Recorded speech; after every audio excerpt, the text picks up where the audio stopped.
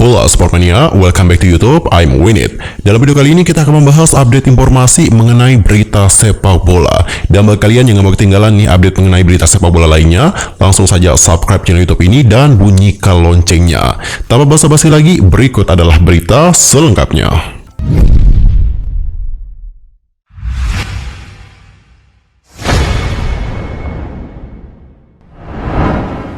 Di berita pertama ada berita dari Egy yang sudah menjelaskan alasan pemain kesal di ruang ganti pasca laga versus Kamboja.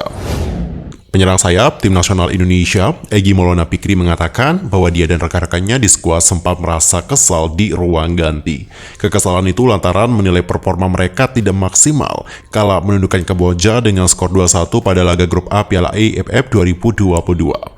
Adapun untuk Egy, pada konferensi pers usai pertandingan kontra Kamboja di Stadion Utama Gelora Bung Karno mengatakan, sebenarnya kami senang karena menang. Namun, pertandingan pertama selalu sulit dan banyak peluang yang sia-sia. Itu menjadi evaluasi bagi pemain agar menjadi lebih baik dari sebelumnya. Menurut sang pesepak bola, salah satu peluang emas untuk membuat gol terbang karena dirinya gagal melewati kiper Kamboja Kyo Sok Sela. Situasi tersebut juga terjadi pada babak pertama. Egy yang menerima umpan terobosan mencoba untuk mengelabui Kyo dengan sedikit trik. Namun sayang Egy justru tidak sengaja mengangkat bola ke atas kepalanya sehingga gol tidak terjadi. Adapun untuk Egy kembali menuturkan, awalnya saya mau melakukan satu sentuhan. Namun saya melihat kiper bergerak ke kanan dan juga mencoba untuk melewatinya. Sayang sekali bola sangkut sehingga tidak bisa mencetak gol. Kendati demikian, Egy juga tetap mampu menyumbang satu gol untuk Indonesia dan gol lain diciptakan oleh Witan Sulaiman. Sementara Kamboja memperkecil kedudukan melalui Saret Kriya. Statistik resmi AFF juga mencatat bahwa Indonesia menguasai 54,6% pertandingan dari Kamboja, melepaskan 8 tembakan tepat sasaran dan 8 percobaan melenceng. Dan itu sebenarnya jauh lebih banyak daripada Kamboja yang cuma melepaskan total 3 percobaan saja, di mana 2 mengarah ke target sementara lainnya tak menemui sasaran. Kemudian Indonesia juga memiliki 2 peluang emas 1 lawan 1 dengan kiper, namun pada kala itu Egy Maulana dan Witan Sulaiman tidak bisa menuntaskan kesempatan tersebut dengan gol. Kemenangan atas Kamboja juga membuat Indonesia menduduki posisi ketiga klasemen sementara grup A Piala AFF 2022 dengan 3 poin dari 1 laga dan selisih gol +1. Thailand sendiri itu masih kokoh di puncak klasemen yang juga dengan 3 poin dari 1 laga, tetapi memiliki selisih gol +5. Filipina juga ada di bawahnya dengan 3 poin saja dari 2 laga dan selisih gol +3. Adapun untuk Kamboja bertengger di posisi keempat dengan 3 poin dari 2 pertandingan. Sedangkan untuk Brunei Darussalam berstatus sebagai tim terbawah grup A lantaran selalu kalah dari 2 laga. Lanjut kita akan masuk ke berita kedua, kita akan membahas tentang bagaimana kisah dari pemain sepak bola asal Palestina yang ditembak mati oleh Israel. Seorang warga Palestina tewas dan 5 lainnya terluka oleh militer Israel di tepi barat utara pada hari Kamis tanggal 22 Desember 2022 yang lalu. Insiden ini terjadi saat Israel menyerbu Nablus. Menurut laporan kantor berita resmi Palestina, yakni Waba, pemuda yang bernama Ahmad Acep Darahmeh yang berusia 23 tahun tersebut ditembak mati militer Israel selama penyerbuan di kota Nablus. Wafa kemudian memberitakan bahwa Darahmeh itu merupakan pemain tim sepak bola Takafi Tulkarm yang berasal dari kota Tubas. Saksi mata juga mengatakan kepada kantor berita Anadolu, sejumlah besar anggota militer Israel menyerbu lokasi yang dikenal sebagai Makam Joseph di sebelah timurnya Nablus untuk mengamankan akses pemukiman melalui doa Talmudik.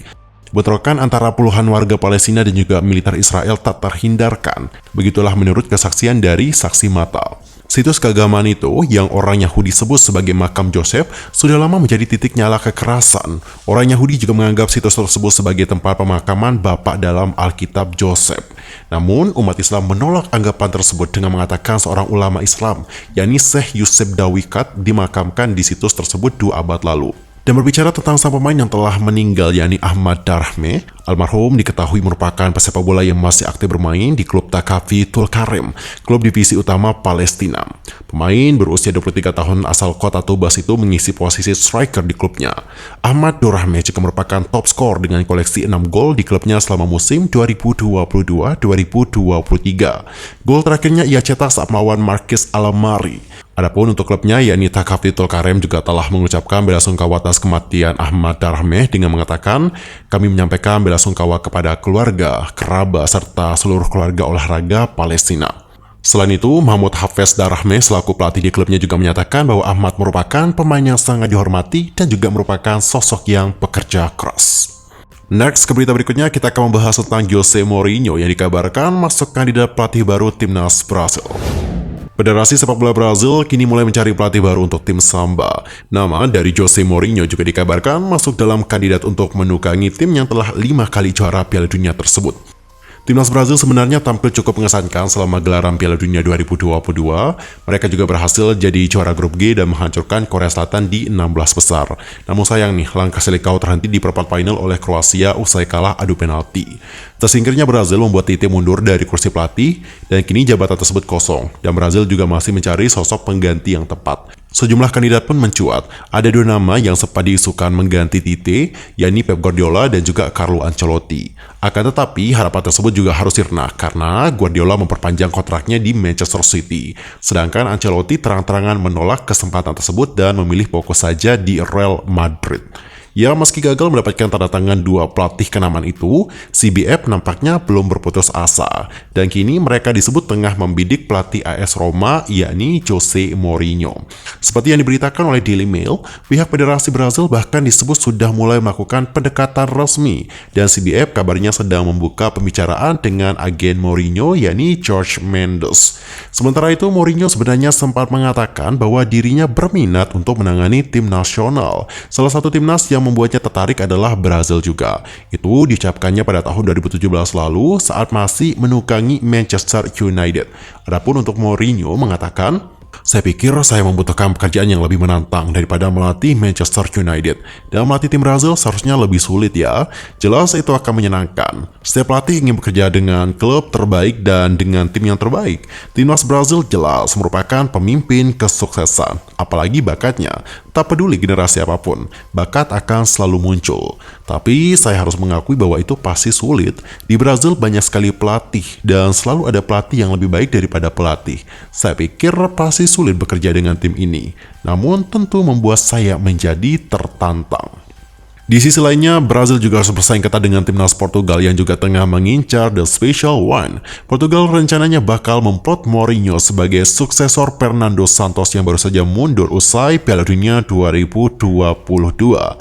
Menanggapi sejumlah rumor yang beredar, AS Roma disebut enggan untuk melepas sang pelatih. Pasalnya, Mourinho masih terikat kontrak hingga tahun 2024.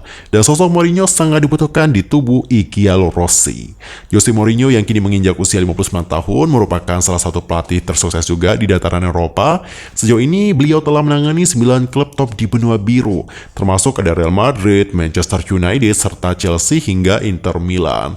Lalu kemampuannya juga dalam merengkuh trofi sepertinya tak perlu diragukan ya. Saat ini, beliau telah menjadi satu-satunya pelatih yang berhasil memenangkan 5 gelar juara di kompetisi antar klub Eropa. Rinciannya adalah 2 gelar Liga Champions, 2 trofi Liga Eropa, dan 1 gelar Liga Konferensi Eropa. Well, sepertinya topik tadi menutup perjumpaan kita untuk hari ini. Saksikan update informasi dari berita sepak bola lainnya hanya di channel YouTube I'm Win It. Cukup sekian dan juga terima kasih. Sampai jumpa. Salam olahraga.